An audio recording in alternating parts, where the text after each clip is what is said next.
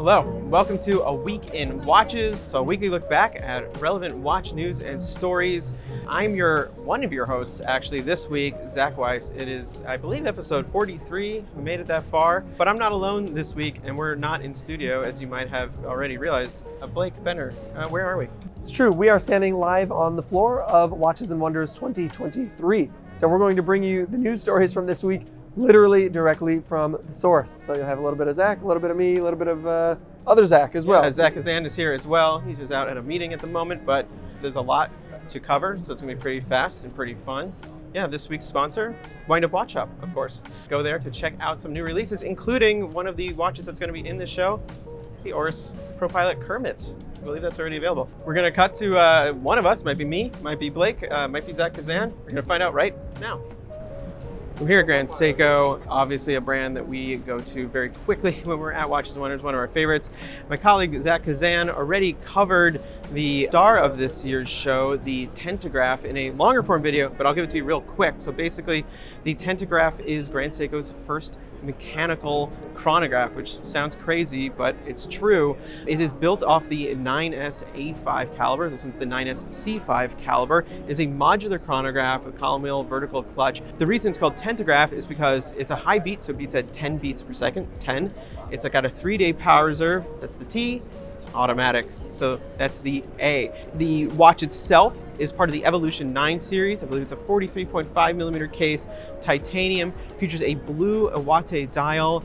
The reason it's an Iwate dial is because this is part of their high beat mechanical line, and the studio that makes those is kind of the signature dial for the studio is the Iwate dial, so it's sort of like all wrapped up into that storyline. It's got a very nice sporty presence, it's got pump pushers. It's really nice on the wrist, and that one runs $13,500. It was very cool, and the bigger story is just it's fantastic to see Grand Seiko have a mechanical chronograph finally in their lineup. I'm sure we're going to see a lot more of it. If that was sort of the model that might be everyone's favorite, then they had some stuff that was just really kind of exceptional and out there, as they are want to do. They'll do these really, really limited edition pieces at the high end, and there was one this year that just absolutely took my breath away, and it's being called the Majestic Birch. So as you know, they do a lot of birch watches. They have multiple white birch dials. This one uses the manual wound spring drive Essence case, which they used quite a bit last year, but this time it's in 950 platinum. So they take this beautiful elegance case, they make it out of 950 platinum, and that platinum first has to be Zaratsu polished, which is a whole special process when they're working with platinum, because the platinum needs to be treated, and then it's just incredibly delicate process doing so, because they can screw this up really easily. It takes a really, really well-trained artisan to actually do the Zaratsu polishing in general, but I think even more so with platinum. Then they take it, then they hand carve this whole thing. Once again, a single artist working on this. So the whole thing just all around is incredible texture. It's all beautiful silvery colors, and I don't know, it was just one of those things you see and it just kind of takes your breath away. There's only 50 of these. They're $79,000. This is clearly for, the world's top Grand Seiko collectors. Maybe that's you. Either way, I just thought it was absolutely breathtaking. There's plenty more from the brand this year as well. They're really kind of rolling out Ever Brilliant Steel in a big way across the 44GS line. We'll probably write a little article about that too. But yeah, keep an eye on Grand Seiko. It's going to be another really, really good year for them. And next up, we have new releases from Tudor, who's launched plenty of watches this week at Watches and Wonders, but a few of them in particular have caught our eye, beginning with the Black Bay 54. That 54 is not a reference to its size, it's a reference to a date from which they are taking inspiration. This is a 37mm Black Bay.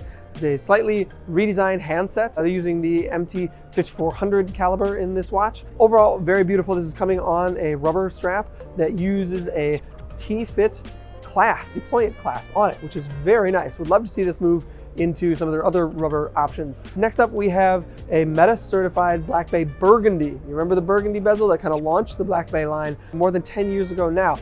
This is back. It's a slightly redesigned case. It's slightly slimmer, actually. It's still 41mm in diameter. It gets the same redesigned handset, and it is now Meta certified. Super accurate, and it is coming on a new bracelet, a 5-link bracelet. I'm not going to call it Jubilee. It's a 5-link bracelet. It's got polished center components with wider outer links. Really beautiful, and if you're a fan of this watch but have always been hesitant about it because of the size, this is probably the one for you. It wears beautifully. That little bit of thickness taken out of the case makes a big difference. And lastly, we saw the Black Bay GMT get a white scratch that opaline dial, which works beautifully with the Pepsi bezel. We also saw some new bezel-less options over in the Black Bay range as well. We have a lot more details on all this stuff at oneandone.com right now. We had a great meeting with Tag Heuer earlier this week, and most of the focus from their new releases has been on the 60th anniversary of the Carrera, and they released a bunch of really great chronographs that Zach Weiss told you about. My personal favorite is kind of an odd and surprising watch. It's a solid gold Aqua Racer, which we saw in a beautiful shade of red gold with a degradé dial that's kind of a combination of brown and gray. I immediately kind of became obsessed with this watch when I strapped it onto my wrist. The idea of a solid gold Aqua Racer is fascinating to me. We just saw a titanium Aqua Racer just a few months ago at LVMH Watch Week that's solar powered that we were really, really excited about. I find it really fascinating that Tag, just a few months later, is releasing this really luxurious, opulent, over-the-top version of what is essentially their kind of most mainstream accessible tool watch. And I'm just fascinated by that, the mixing of the high and the low. It was a really strong showing from Tag this year. They had a bunch of really great new releases, from the chronographs to that new Aqua Racer. And we have all the information on those releases on the website, and hopefully we'll be going hands-on with them over the course of the next few months. So stay tuned for more on that. This year, Oris had a handful of releases. We actually saw a lot of stuff that's coming out later this year that's embargoed. Can't really tell you about it, but very excited for some of it. But they did have some really significant releases here. I'm sure you've seen it already. There is the Pro Pilot Kermit. So the Pro Pilot Kermit is based on the updated Caliber 400 Pro Pilot models that they released last year. Those were titanium models, 39 millimeters, really slim, really beautiful cases on these, very, very wearable, with their, of course, 5-day movement inside. This version, of course, they teamed up with Disney sort of licensing or whatever it was to bring our old friend Kermit into the picture. So here you have a very bright green dial, which is not subtle. Granted, it's like a key lime green, sour apple. I don't know. It's a very, very bright, punchy green. And then at the first of the month, on the date this gets 6, Kermit appears. And the idea is sort of like, it's playing off of this idea of me time, taking one day a month and sort of treating yourself. And you see Kermit, maybe it makes you smile, maybe you take a day for yourself. It's a fun play on a concept, and of course it's just in this really, really nice format. Those are around $4,000-ish. They are available now already. Then additionally, a watch that really stood out to me was the new Pro Pilot Altimeter. They've made this watch in the past. I don't know if it's actually in the Pro Pilot line originally, but they've made an altimeter in the past.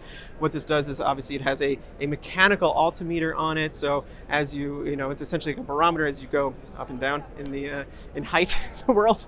There's probably a better way of saying that. A little gauge will tell you how high you are. For this new version, they've upgraded the module that they use for this, and now it can actually go up to 19,000 feet. The watch itself, though, is the case is a little bit of a story too. So I don't know if you recall the Coulson model. For that model, they did a 3D printed carbon case. They're the only people using this technology currently, and they brought it out again for the altimeter, which works really, really well in the context. It has a very cool look to it. It's black with this wonderful texture, but it's also an interesting process. So they actually 3D print like a larger version of the case. Like imagine like a fattened version of the case, and then they compress it. They stamp it down until it gets, essentially much more dense, and then it gets milled and makes like a very, very strong but very lightweight material. Has a nice look to it.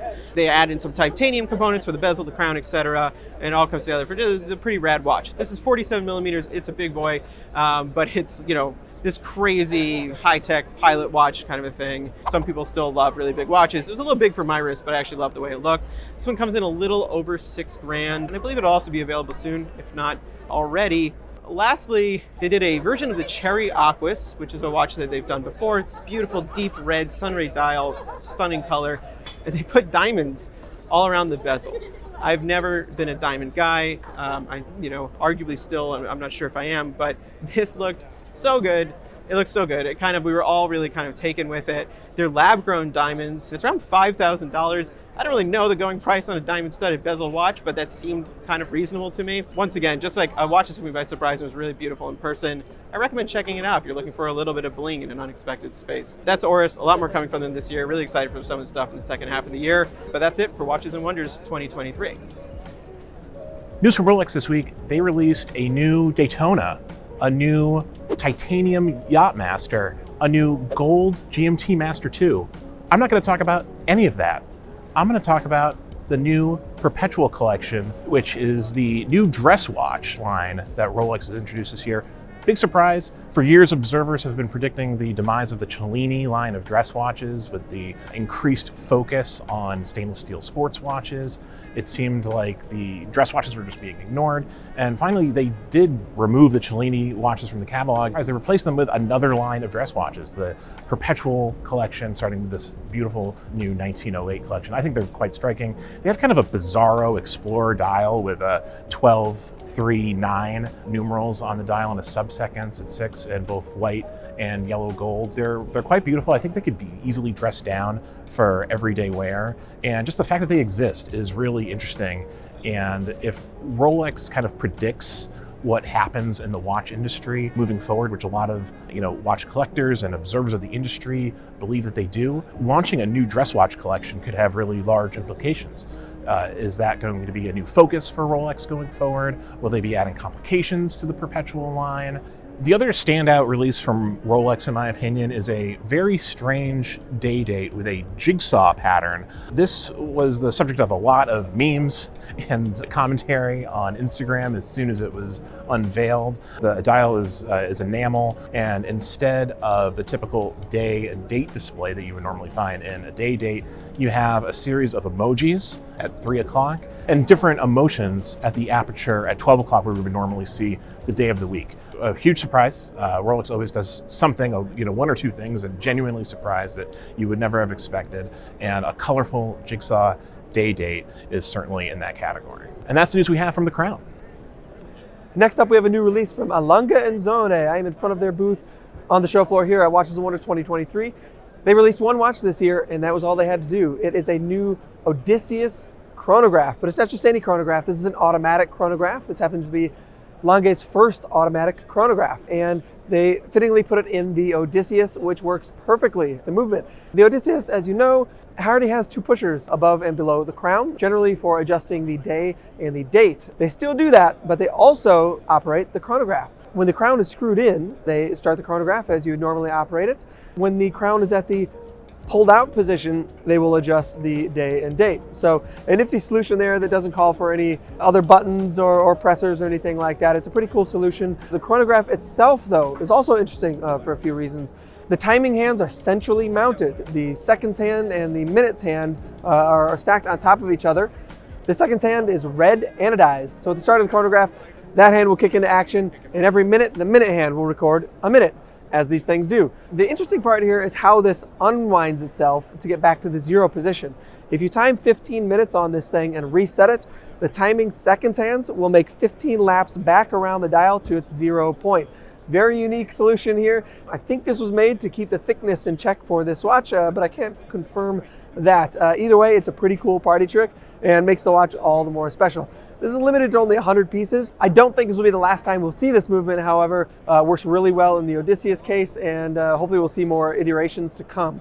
Always happy to stop by the Lange booth, and this is a beautiful watch. We have all of this and more now live on oneandone.com. All the news from Watches and Wonders will be coming onto the site in the next few weeks, so keep an eye on that. Thank you so much for tuning into this, A Week in Watches, episode 43, live from the show floor at Watches and Wonders 2023. If you enjoyed this, please be sure to leave a like, share, and subscribe. And until next time, take care.